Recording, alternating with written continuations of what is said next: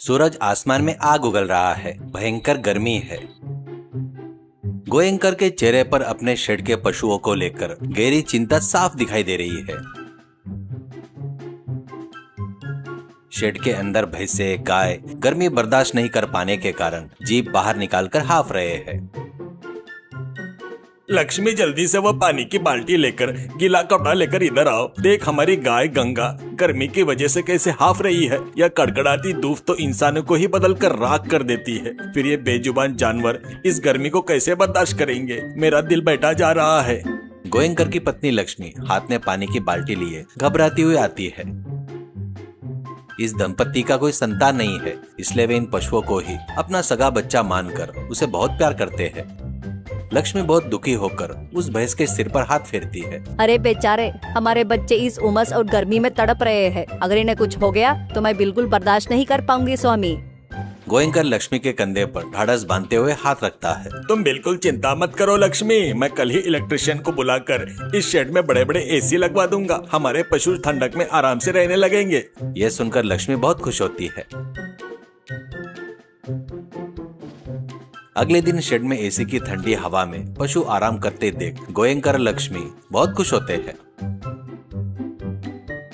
आशुतोष अपनी dairy farm में कुर्सी पर बैठकर मूंछों पर ताव देते हुए पैसे गिन रहा है। उसके पास ही एक नौकर बुलबुल खड़ा होकर दूध में पानी मिला रहा है। आशुतोष गुस्से में जोर से चिल्लाता है, अरे बुलबुल, मैंने तुझे दूध में थोड़ा पानी और थोड़ा यूरिया पाउडर मिलाने को कहा था। तू अभी तक क्या कर रहा है रे? जल्दी निपटा। दूध सफेद और गाढ़ा दिखना चाहिए। मुनाफे की लक्ष्मी देवी घर में आनी चाहिए। बुलबुल अपना सिर खुजाते हुए, सेठ जी, आप चाहे कितना भी केमिकल मिला ले, हमारा दूध पतला ही रहेगा। पीने वाला का पेट खराब हो जाता है। लेकिन जरा पड़ोस वाले गोयंकर बाबू को देखिए, उन्होंने जो अपने शेड में भैंसे के लिए बकायदा बड़े बड़े एसी लगवा दिए हैं। अभी मैं उसी रास्ते से आते हुए देखते हुए आ रहा था। आशुतोष झटके से कुर्सी से खड़ा हो जाता है। शॉक होकर बोलता है, क्या कहा तूने? भैंसों के लिए एसी क्या? इसकी इतनी हिम्मत? वैसे भी उन बेजुबान जानवरों को एसी की हवा की क्या जरूरत है रे?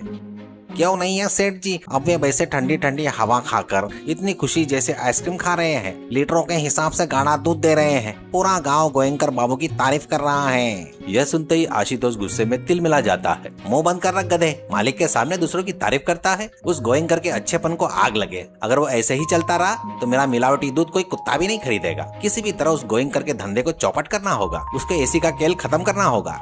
बुलबुल ईमानदारी से, सच है सेठ जी, आपका मिलावटी दूध पीकर सबको बीमारियां हो जाती हैं। वहीं गोयंकर मामू का दूध पीकर ताकत आती है। इसलिए आप पर कोई भरोसा नहीं करता, सब उन पर भरोसा करते हैं। यह सुनते ही आशुतोष बुलबुल को मारने के लिए हाथ उठाता है। तो नौकर है या उसका असिस्टेंट? जा बाहर निकल यहाँ से। कल मैं उसका काम तमाम कर दूंगा, तू देखते रहना। गुस्से में दांत पीसता है। रात हो चुकी है। आशुतोष एक हाथ में छोटी सी काली केमिकल की शीशी लिए गोयंकर के शेड के पास आता है, लेकिन उसे अंदाजा भी नहीं था कि बुलबुल छिपकर उसके पीछे पीछे आ रहा है। आशुतोष खुद से, गोयंकर भैंसों को एसी में रखकर बड़ा खुश हो रहा है ना? ये देख, मेरे पास ये खतरनाक जहरीला केमिकल पाउडर है। इसे अगर दूध के केमिकल में मिला दिया जाए तो कल सुबह तक पूरा गांव अस्पताल पहुंच जाएगा। ऐसे सोचते वो कैन के ढक्कन खोलकर उसमें पाउडर मिला देता है। बुलबुल एक पेड़ के पीछे से ये सब देख लेता है और हैरान रह जाता है।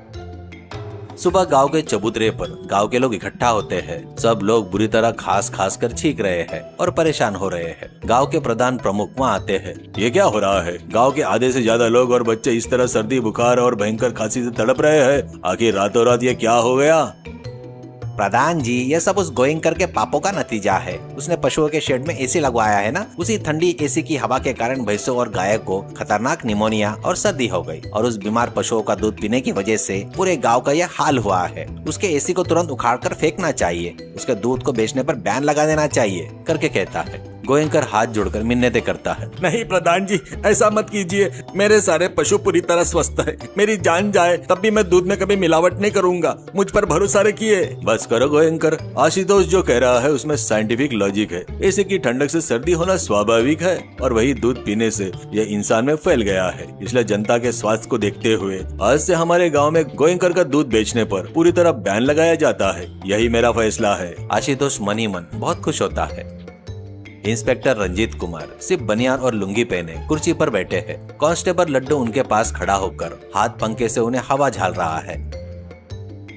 गोयंकर रोता हुआ अंदर आता है। सर मेरे साथ बहुत बड़ा अन्याय हुआ है सर, मुझे और मेरे पशुओं को बचा लीजिए सर। करके रोने लगता है। अरे कौन हो भाई तुम और इस पुलिस स्टेशन में क्यों आए हो? वैसे यहाँ का पुलिस इंस्पेक्टर कहाँ है? ड्यूटी के समय पर वो अपनी सीट पर नहीं रहता? कोई जिम्मेदारी वगैरह है या नहीं? लड्डू अपने हाथ के पंखे से इंस्पेक्टर के सिर पर धीरे से मारता है। अरे सर, आपको भूलने की बीमारी बहुत बढ़ गई है। आप ही इंस्पेक्टर रंजित कुमार है सर। पहले यह लुंगी उतार कर अपनी यूनिफॉर्म पहनिए। हर दिन इस तरह बनियान में ड्यूटी पर बैठोगे तो लोग हमें पुलिस नहीं चोर समझेंगे।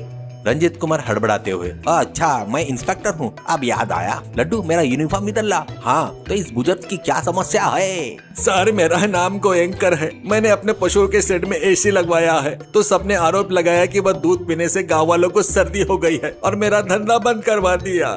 लेकिन मुझे पक्का यकीन है सर कि किसी ने जानबूझकर मेरे दूध में कोई मिलावट की है, ये मुझे पक्का शक है सर। करके गोयंकर कहता है, क्या एसी का दूध पीने से सर्दी होती है? यह तो बहुत बड़ा इंटरनेशनल क्राइम लग रहा है। लड्डू जेब की चाबी निकाल, हमें अभी स्पॉट पर जाकर इन्वेस्टिगेशन करना होगा।